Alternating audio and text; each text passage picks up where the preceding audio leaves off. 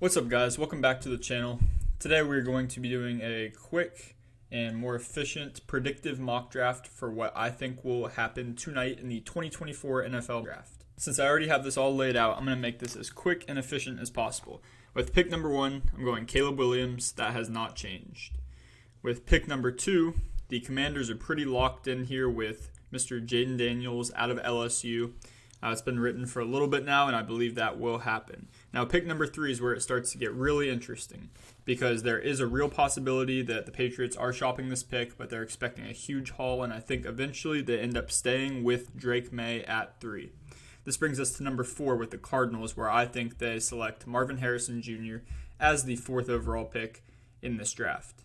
At pick number 5, I have Joe Alt going to the Chargers. I have them addressing tackle. Jim Harbaugh is now here, new regime. I think they're going to try to establish a great O-line there and use later picks for wide receivers, I guess. It's going to be real rough there for a little bit, but I think that will be the Chargers' strategy here. Pick number 6, I have the Giants going with Rome Odunze, getting away from more of the slot receiver kind of build, like a Malik Neighbors, who's a bit shorter, and going to a true X receiver. And Rome Odunze is one of the most skilled pass catchers that we've seen in a minute in the draft. Pick number 7, I have the Titans going with J.C. Latham. Got to type that in because he's a bit down the board.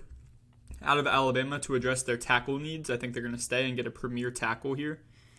With pick number 8, here's where I have my first transaction, and this is a trade between the Vikings and the Falcons. I'm not going to include compensation here. I'm not going to involve the 23rd pick because I don't think it'll take that.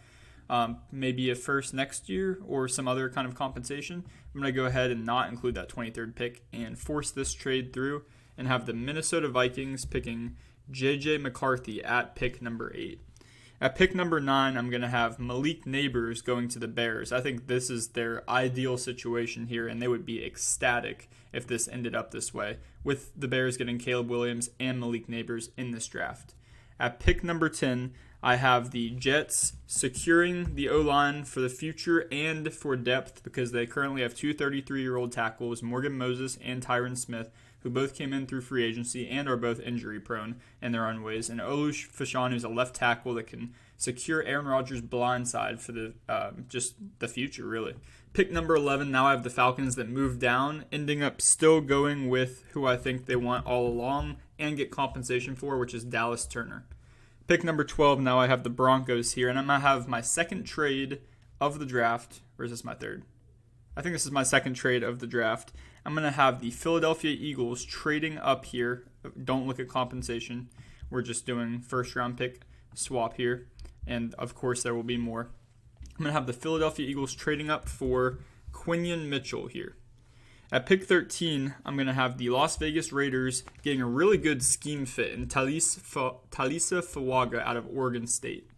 At pick 14, the Saints also need a tackle. I'm going to have them going with Troy Fatanu out of Washington, who ideally would go to the Seahawks, but I think the Saints snag him here because they really, really need tackle help with Ryan Ramczyk having the knee injury and Trevor Penning just not panning out so far.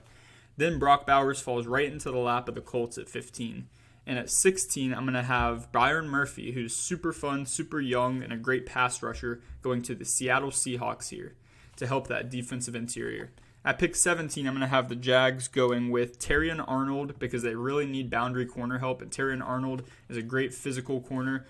He just has so many he's a blend corner of just size, speed, height, all of the things, weight, size, speed, all of those. Pick 18, I'm going to have Jerzon Newton out of Illinois coming in here to kind of replace DJ Reader. Hopefully can compensate for what they're going to be missing there from DJ Reader's absence. Pick 19 now, I'm going to have another trade, and this is the Buffalo Bills trading up with the Rams because the Rams love to trade back. And I'm going to have the Bills selecting Brian Thomas Jr. because they need wide receivers. If you go look at their wide receiver room, really shallow right now. It's Khalil Shakir, it's Mac Hollins, and it's who else is it? Curtis Samuel. That's what it is. Pick 20 now. The Steelers are on the clock, and I'm gonna have the Steelers taking versatile tackle, I guess, but maybe more of a guard, Graham Barton out of Duke. At pick number 21, I have the Dolphins on the clock, and I'm going to have Laiatu Latu, who fell a little bit because of health stuff, going to the Dolphins here. It's kind of fits the Jalen Phillips archetype where UCLA had the injury problems, both neck injuries, I believe. Maybe Jalen Phillips had to medically retire too. Not sure if I'm right on that, but I have them picking Latu here because they do need edge help. Pick 22, I have the Broncos ending up going Bo Nix, which is honestly a good scheme fit. I'm still not very high on him, but this is a predictive mock draft. Pick 23, I'm going to have the Vikings going with a little bit different of an edge rusher because they have Jonathan Grenard that they got in free agency, and now they have Chop Robinson coming in. Speed guy, can absolutely bend around the edge like crazy. Pick 24 now, I'm going to have the Dallas Cowboys on the clock, and with the Cowboys pick, I'm going to have Tyler Guyton out of Oklahoma. Oklahoma is pretty notable for good tackles. Tyler Guyton's a guy I got the privilege of talking to, along with Laiatu Latu, and anyone else up here did I talk to? Nope. Laiatu Latu and Guyton so far. Got to talk to them at the Senior Bowl. We'll be posting my interviews tonight when they are drafted. Super exciting. But I have him going to the Cowboys here. That brings us to pick 25, where I have Cooper DeJean going to the Packers, being a versatile guy. He can play a little corner, play some safety, whatever you need him to do. Crazy ball skills, crazy athlete. Pick 26, I have Jared Verse staying in state, going to the Tampa Bay Buccaneers here in this scenario. At pick 27, I have the Cardinals trading this pick that they got from the Texans last year to the Las Vegas Raiders. And of course, again, compensation does not matter in this scenario. I'm going to have this ending up being Michael Penix Jr. So they get the 5th-year option, the Raiders do. They get him at the end of the first round, get to take a chance on him a little bit. And I think this works out for them because they do need help at quarterback pretty badly with Aiden O'Connell being there currently. Pick 28, I'm going to have the Rams here who traded back like usual. Usually they're not even in the first round. It's been since 2016 since they've had a first-round pick. I'm going to have them taking a chance on kind of a project guy, Amarius Mims, who didn't play much in college but has so many projectable, crazy agility skills. There's so many things to like about him, and I think the Rams will definitely need to shore up this front for the future. Pick 29, I'm going to have the Lions taking a guy that really popped off at the Senior Bowl, and that's Darius Robinson.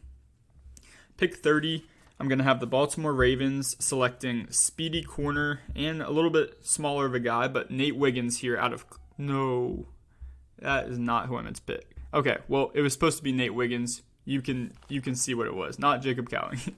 Pick 31 now. I'm going to have the 49ers going with Ladd McConkey, which is kind of a surprise, but I think they're going to address that wide receiver room. It looks so funny seeing Jacob Cowing. That's funny. Ladd McConkey there, I think, especially if Ayuk may be on the move, they're definitely going to need to address that wide receiver room.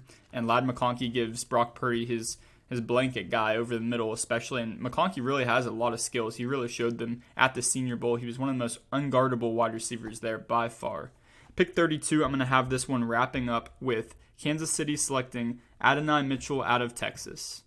So that does it for my predictive first-round mock draft. Obviously, if you're watching the video, you'll see that I accidentally clicked Jacob Cowing instead of Nate Wiggins there at pick 30 to the Ravens. So this ended up being the draft. I'm going to hide my screen real quick just so you guys can fully see. Obviously, if you're looking there, pick 30. This one, I have Nate Wiggins in here, so if you're wanting to get the full overview, this is the final draft, and this is what I predict for the 2024 NFL Draft tonight. Thank you guys so much for watching, and I hope you enjoy the draft tonight. It will be interesting to look back on this. I'm excited to make some videos after the conclusion of the complete draft over the next few days. Have a blessed day. Thank you so much for watching.